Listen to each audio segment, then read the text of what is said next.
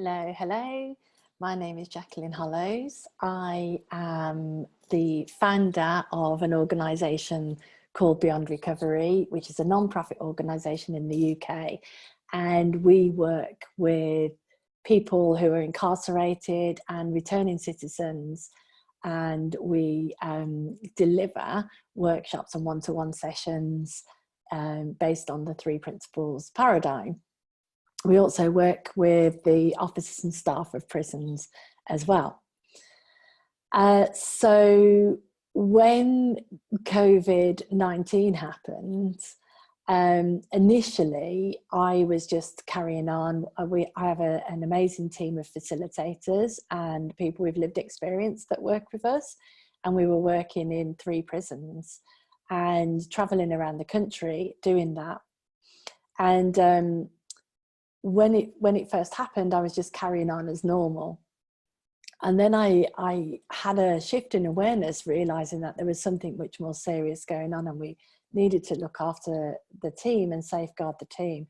So I stood everyone down from traveling just a week before the UK went into a lockdown. That week, I was meant to be attending a big talk, a prison safety talk in Taunton, where we were going to start implementing our workshops across 11 prisons in the southwest. Another talk at another prison in the Midlands, a celebration event at Nottingham prison where we've been working, and so on. We had a really packed diary. Plus, I was traveling to Minnesota in May to an addiction conference with Joe Bailey and Amy Johnson.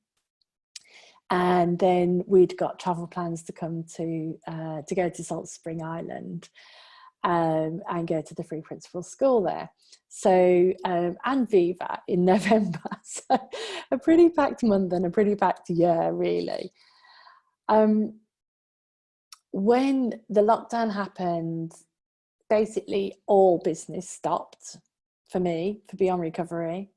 So we don't know what's going to happen with contracts. We don't know what's going to happen if we're going to be allowed back into prisons again or when that will be, because their lockdown will go on longer than the public lockdown. So there's a lot of uncertainty. There's a lot of unknown. But what happened for me was, even though that's quite scary, you know, that's quite a worrying thing.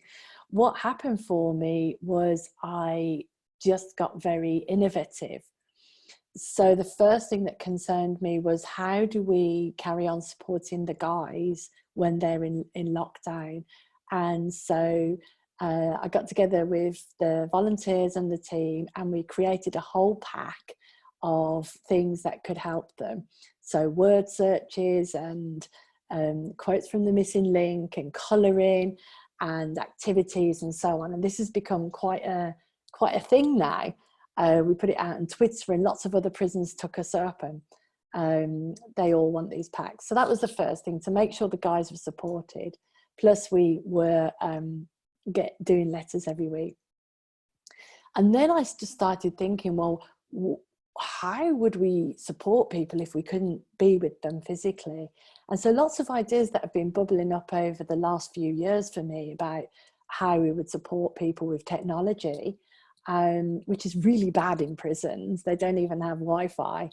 Now I started to think, well, this will change.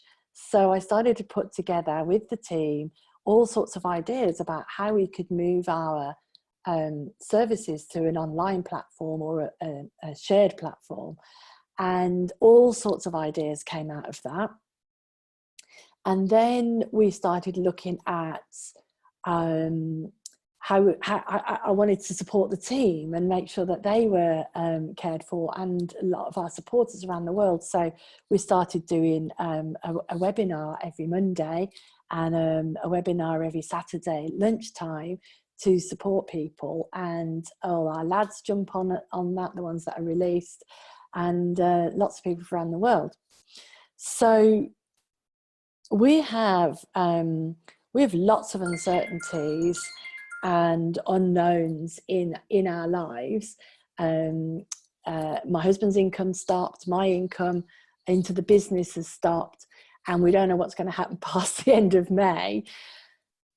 But the resilience and the innate resilience that we have, and the natural way of listening and being able to bounce back in any situation, takes care of that when I'm not listening to my insecure thinking.